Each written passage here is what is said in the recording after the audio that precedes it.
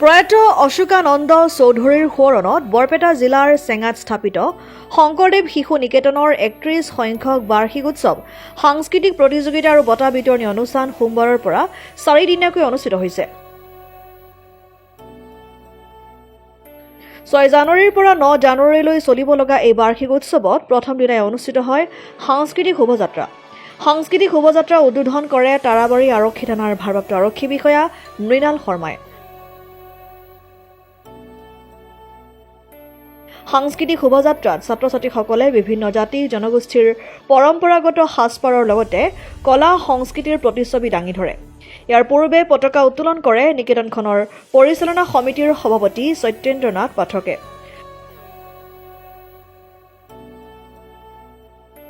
বন্দনা কাৰ্যসূচীত বন্তি প্ৰজ্বলন কৰে নিকেতনখনৰ পৰিচালনা সমিতিৰ সম্পাদক ৰোহিণী কুমাৰ দাসে।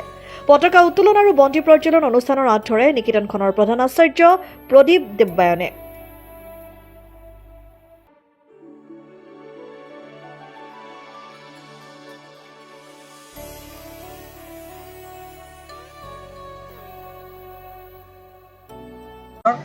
আজি প্ৰয়াত অশোকানন্দ চৌধুৰীৰ সোঁৱৰণত শংকৰদেৱ শিশু নিকেতনৰ চেঙাৰ ৪ দিনীয়াকৈ ৩১তম সাংস্কৃতিক প্ৰতিযোগিতা ও বাৰ্ষিক প্ৰতিষ্ঠা দিৱস আয়োজন কৰা হৈছে।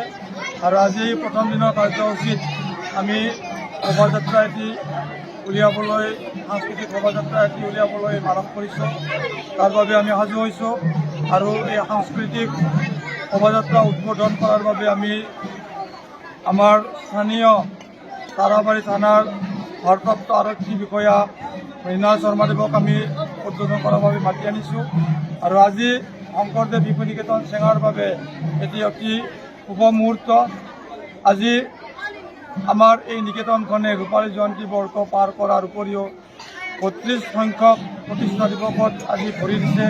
আৰু এই ছাত্ৰ ছাত্ৰীসকলে আজিৰ এই শোভাযাত্ৰালৈ অধীৰ আগ্ৰহেৰে বাট চাই আছিল।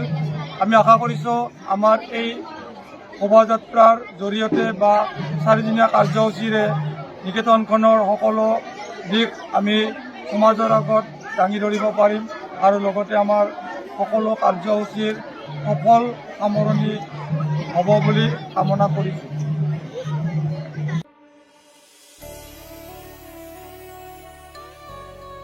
News desk report, democratic Assam.